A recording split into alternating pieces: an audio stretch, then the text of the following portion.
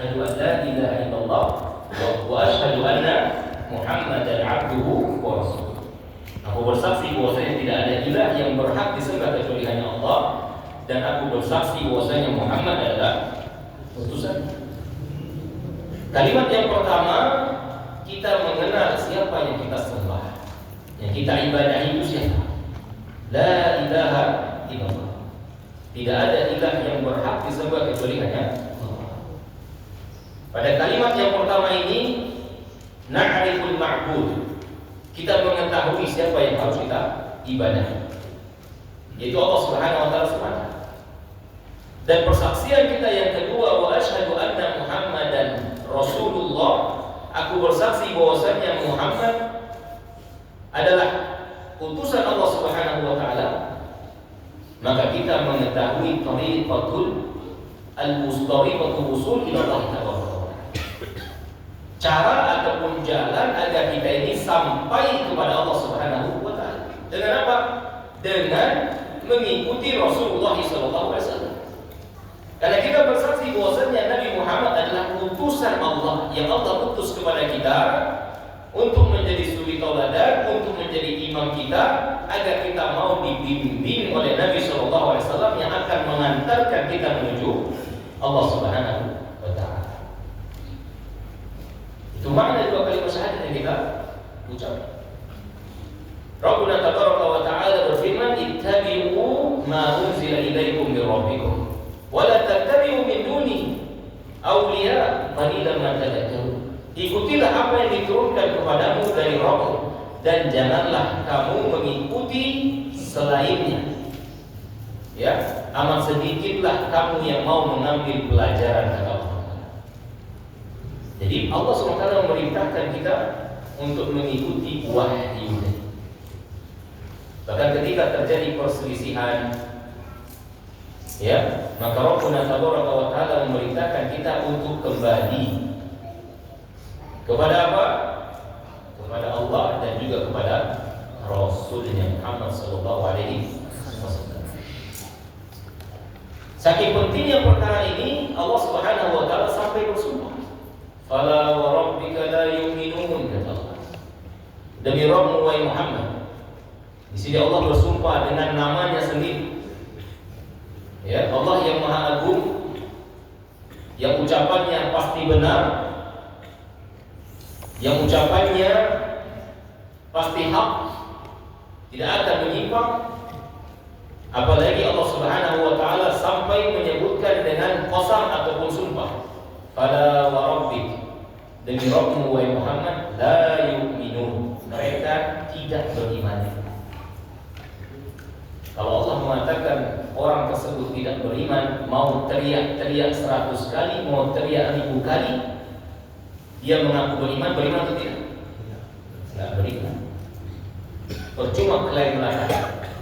Mau dia tulis di bajunya, ana muslim, ana muslim, ana muslim. Tapi ketika Allah mengatakan la yu'minun, mereka tidak beriman. Nah, ini yang harus kita waspadai. Ya, siapa mereka yang di sisi Allah Subhanahu wa taala tidak beriman ini? La yu'minuna hatta yuhakkimuka fima syajara bainahum. Tidaklah mereka beriman sampai mereka mau menjadikan engkau sebagai hakim terhadap apa yang mereka berselisih. Ya, pemutus perkaranya adalah engkau wahai Muhammad. Tsumma la yajidu fi anfusihim harajan.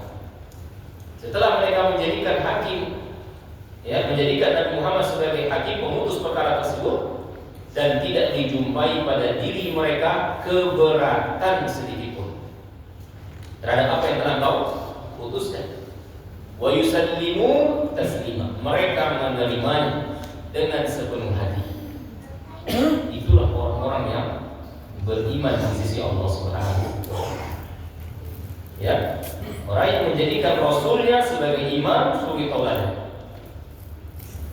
Ya, itulah orang yang sebenar-benarnya beriman di sisi Allah. Ketika Nabi SAW mengatakan A, maka dia ikuti A. Ya, dan dia menerima. Karena tidak pantas bagi seorang yang mengaku dirinya beriman Tapi pikir-pikir dulu terhadap apa yang Nabi SAW perintahkan. Allah mengatakan, "Wa ma kana lil mu'minin wa la mu'minah." Tidak pantas bagi orang yang mengaku beriman, baik laki-laki maupun perempuan. Idza qadallahu wa rasuluhu amran ay yakuna lahumul khiyaratu min amrihim. Tidak pantas bagi seorang yang mengaku beriman, laki-laki maupun perempuan, jika Allah dan Rasulnya telah memutuskan suatu perkara, kemudian mereka memilih pilihan yang lainnya. Ya, mereka memilih pilihan yang lainnya. Wa may ya'sillaha wa rasulahu faqad dhalla dhalalan mubina. Barang siapa yang bermaksiat kepada Allah dan Rasulnya, sungguh dia telah tersesat dengan kesesatan yang sangat nyata. Ya, maka kalau kita mengaku beriman, gak pantas kita menolak sedikit pun apa yang telah Allah wahyu. Sangat kotor, mendengar dan taat. Ya, jangan bantah, jangan sedikit pun membantah. Kalau itu benar wahyu dari Allah SWT, baik dari Al-Quran maupun Sunnah Nabi Sallallahu Alaihi Wasallam. Hatta walaupun kita mungkin belum dapat melakukannya, tapi itu kita tahu dia Sunnah Nabi, jangan mencela, bahaya. Ya, bahaya. Binasa kita menolak ataupun sampai mencela salah satu dari syariat Islam, walaupun kita belum mampu untuk melaksanakan. Ya, kita ambil contoh misalnya Nabi SAW memerintahkan kita untuk bersiwak misalnya. Nah, jarang kita bersiwak, oke? Siwak. Tapi itu yang disunahkan oleh Nabi SAW. Kita akui kekurangan diri kita sering lalai. Ya, nggak bersiwak. Tapi jangan dicemooh, jangan menolaknya. Tapi jadikan bahan introspeksi dari kita. Oh, ternyata masih ada sunnah Nabi yang belum bisa saya lakukan. Tapi itu benar, diterima, jangan ditolak, bahaya. Ya, bahaya. Allah Subhanahu wa taala mengatakan, "Wa may yushaqiqir rasul min ba'di ma tabayyana lahu al-huda wa yattabi' ghayra sabilil mu'minin nuwallihi ma tawalla wa nuslihi jahannam wa sa'at masira." Itu balasan orang yang menolak wahyu, ya, ataupun apa yang disampaikan oleh Nabi sallallahu alaihi wasallam. Barang siapa yang menyakiti Rasul, menyakiti Rasulullah SAW setelah wafatnya dengan apa? Dengan menolak ajarannya. Karena beliau telah wafat, bagaimana mau disakiti fisiknya? Tak bisa. Beliau telah wafat. Kalau zaman dahulu semasa hidup beliau, celaka orang-orang yang membuat gigi Nabi SAW sampai patah. Ya, celaka dan binasa orang-orang yang melempar kepala Nabi, badan Nabi. Celaka. Ya. Tapi setelah wafat Nabi SAW, kata para ulama, termasuk menyakiti Nabi ketika seorang itu menolak sunnah-sunnahnya, petunjuk. Barang siapa yang menyakiti Nabi setelah jelas bagi dia penjelasan dan mereka mengikuti selain jalannya kaum mukminin. Dan kaum mukminin di sini adalah para sahabat Nabi. Ya, karena yang dimaksud beriman pada waktu turunnya ayat ini adalah para sahabat. Mereka menempuh selain dari jalannya kaum ini, maka Allah SWT berikan balasan apa? Fanuwallihi man tawalla. Kami akan palingkan kemana dia berpaling. Disesatkan oleh Allah SWT. Tidak sampai di situ. Wa nuslihi jahannam. Kami masukkan dia ke dalam jahannam. Wasa masira, dan itu seburuk-buruk tempat kembali. Jadi konsekuensi kita mengucapkan asyhadu an la ilaha illallah wa anna Muhammadar Rasulullah, ataupun konsekuensi kita cinta kepada Nabi SAW dengan ittiba, ya, dengan mengikuti Nabi. Ya, wa ma ataakumur rasul fakhudhuhu wa ma nahakum anhu fantahu. Apa saja yang dibawa oleh Rasul ini, siapa maksudnya Rasul ini? Nabi Muhammad. Apa saja yang dibawa olehnya, fakhudhuhu, ambil. kau laksanakan, kau amalkan. Kalau ada sesuatu yang tidak bisa kau amalkan, banyak-banyak istighfar. Berarti masih banyak kita kurang. Ya, wa ma nahakum anhu fantahu. Dan apa yang dilarang oleh Rasulullah SAW maka tinggalkan. Ya, maka tinggalkan. Itu konsekuensi kita cinta kepada Nabi SAW. Dan tidaklah amalan kita diterima di sisi Allah Subhanahu wa taala illa bima syara'a bihi Rasulullah sallallahu alaihi wasallam. Ya, kita tidak beribadah kepada Allah kecuali dengan apa yang telah disyariatkan oleh Nabi Muhammad sallallahu alaihi wasallam. Ya. Jadi itu merupakan syarat diterimanya amal. Ya. Karena Nabi SAW tidak ada diutus oleh Allah Subhanahu wa taala illa liyuta'at, melainkan untuk ditaati, untuk diikuti. Ya, bukan dimaksud. Ya, bukan dimaksud. Bahkan orang-orang yang mengaku cinta kepada Allah, bukti cintanya adalah dengan mengikuti Rasulullah SAW. Allah katakan, "Qul in kuntum tuhibbunallah fattabi'uni." Katakan wahai Muhammad kepada mereka, jikalau mereka itu benar-benar cinta kepada Allah, fattabi'uni, maka ikutilah aku. Aku di sini siapa? Rasulullah. Ya. Apa balasannya? Yuhibbukumullah. Allah akan cinta kepada kalian.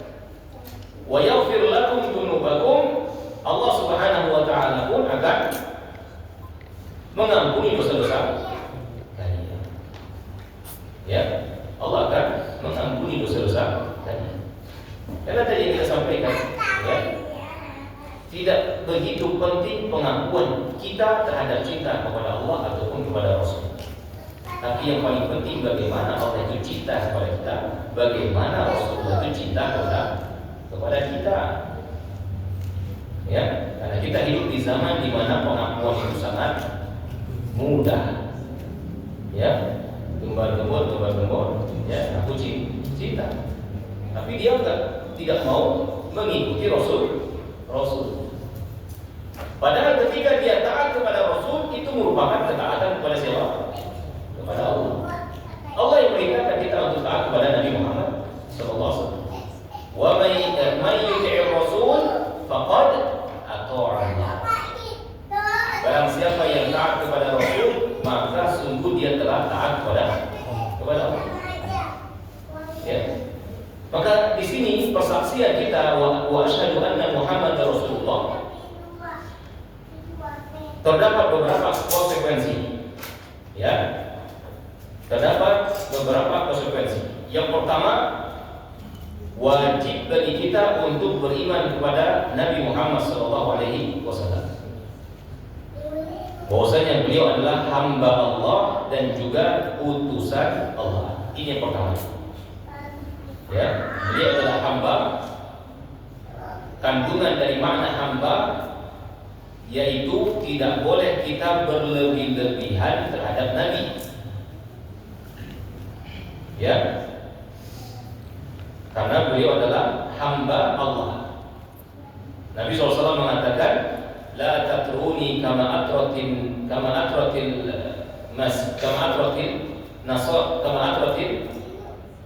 Masih bin Maryam. Janganlah kalian itu berlebih-lebihan dalam menyanjungku sebagaimana berlebih-lebihannya orang Nasrani dalam menyanjung Al-Masih.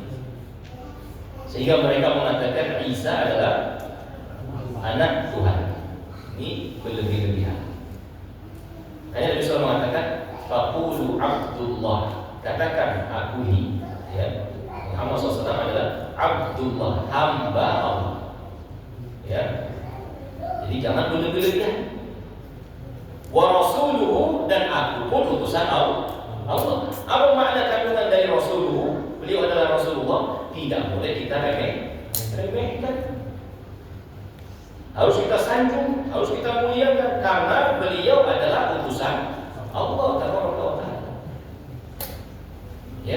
Itu makna Abdullah wa Rasul. Ya.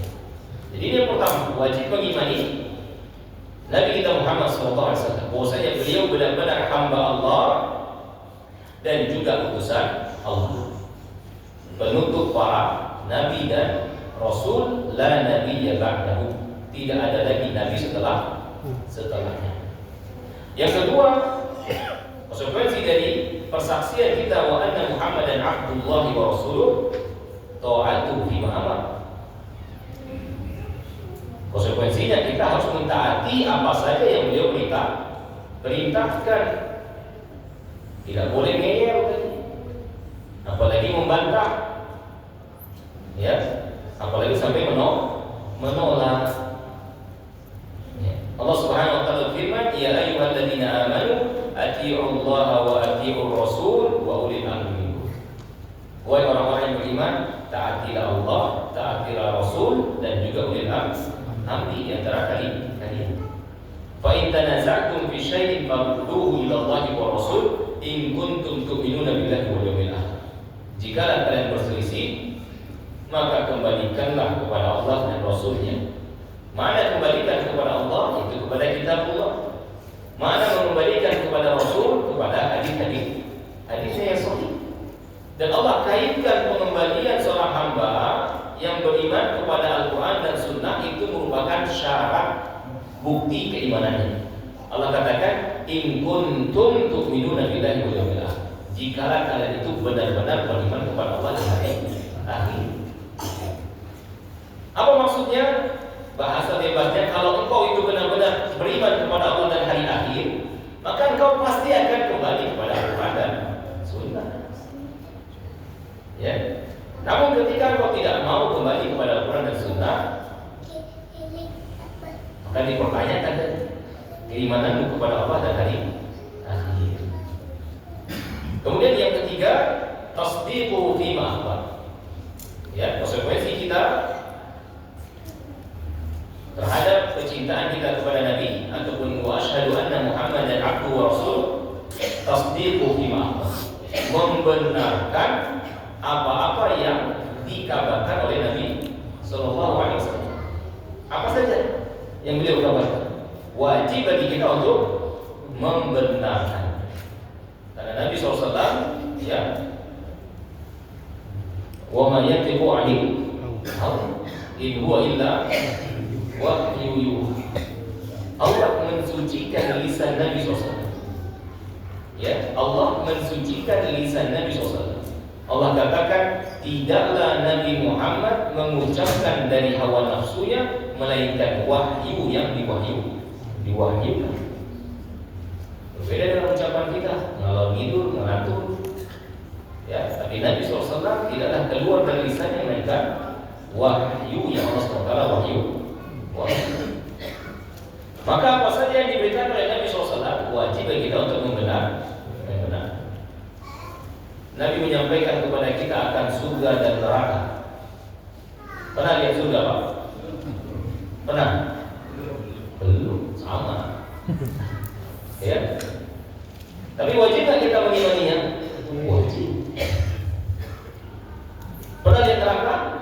Belum juga. Tapi wajib bagi kita untuk membenarkannya karena itu yang dikabarkan Nabi SAW. Nabi menceritakan kepada kita tentang bagaimana sifat-sifat penghuni surga, bagaimana sifat-sifat penghuni neraka. Ya, dan wajib kita untuk mengimaninya. Nabi SAW mengabarkan kepada kita akan adanya nikmat ataupun azab kubur di alam barzakh. Maka wajib kita untuk mengimaninya. Walaupun kita belum menyaksikan, belum melihat. Ya. Tentu bapak-bapak di sini pernah kan mengikuti jenazah sampai ke liang lahatnya. Bahkan ada mungkin di antara bapak-bapak yang ikut menggali dan juga menimbun tanah. Ya, Nabi SAW mengatakan kuburan seorang mukmin itu akan diluaskan sejauh mata memandang. Wajib kita untuk mengimani, mempercayai. Ya, kuburan seorang mukmin itu akan dibukakan pintu menuju surganya.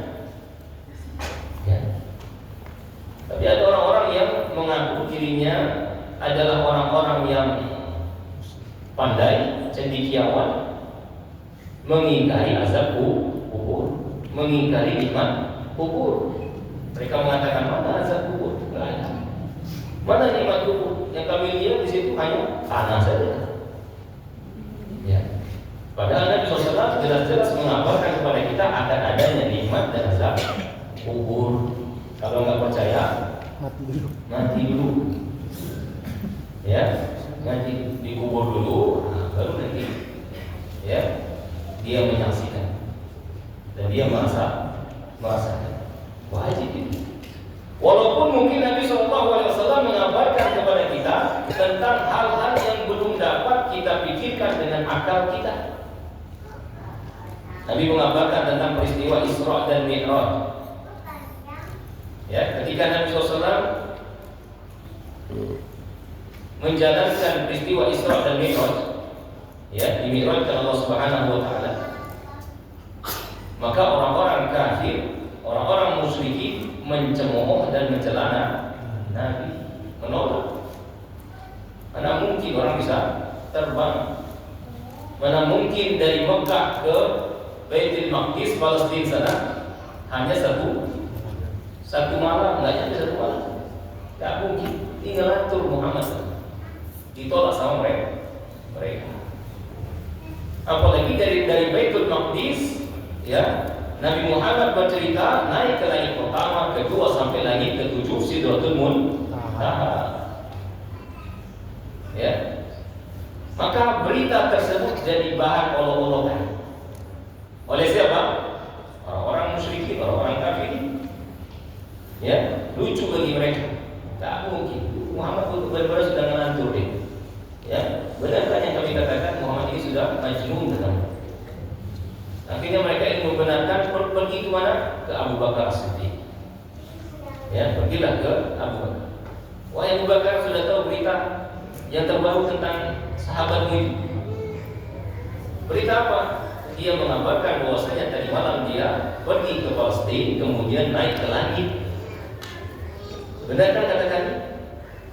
Maka Abu Bakar sedikit saja mengatakan, apakah benar itu yang dikabarkan oleh Nabi Muhammad SAW? Iya. Itulah cerita sahabatmu itu. Maka Abu Bakar mengatakan, kalau benar Nabi menceritakan seperti itu, saya percaya. Ya, saya percaya. Sehingga beliau diberikan gelar Siddiq. Ya, karena apa? Selalu membenarkan Nabi Sallallahu Alaihi Wasallam. Ya, luar biasa. Zaman kita sekarang hampir dengan kecanggihan zaman, dari Indonesia ke Arab Saudi bisa satu malam ya? Bisa. Berangkat kita jam 6 sore, sampai sana jam berapa? 9 jam kurang 4 jam. Ya, ada 5 jam 12 sudah sampai. Ya, jam 12 sudah sampai. Kalau diceritakan kepada orang-orang musyrikin kafir Quraisy di zaman itu, bahwasanya ada besi yang bisa terbang, nggak percaya mereka. Gimana besi yang berat bertonton bisa terbang? Karena akal mereka nggak sampai. Ya, itulah wajibnya bagi seorang mukmin membenarkan setiap apa yang Nabi kabarkan.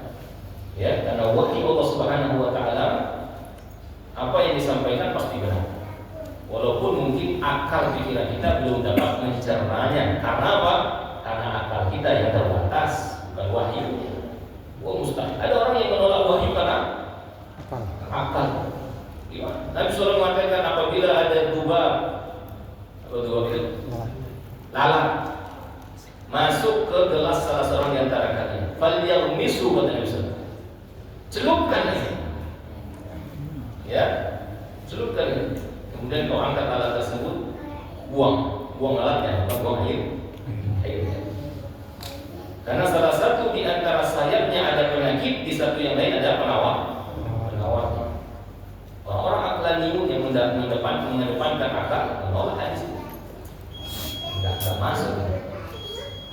masuk di akal. Bagaimana alatnya sumber penyakit disuruh dicelupkan gitu ya.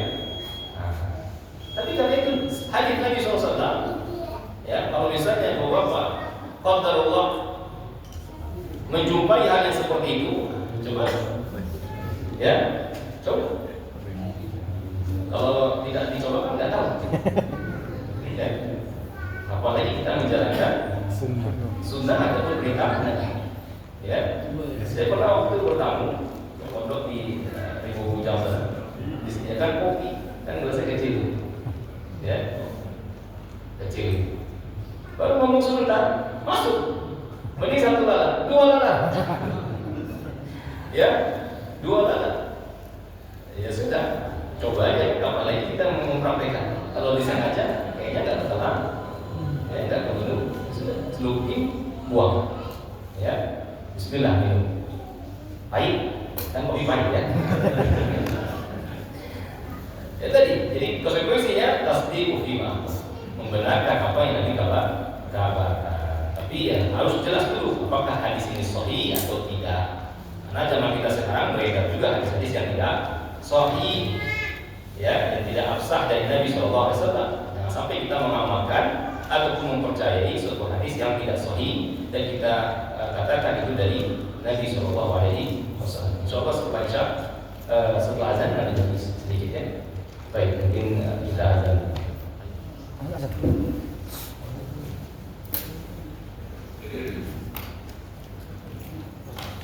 Jangan asal. Ya, dia mati lah. Dia mati lah. Mati. Mati. Hah? Mati dulu. Allahu Akbar.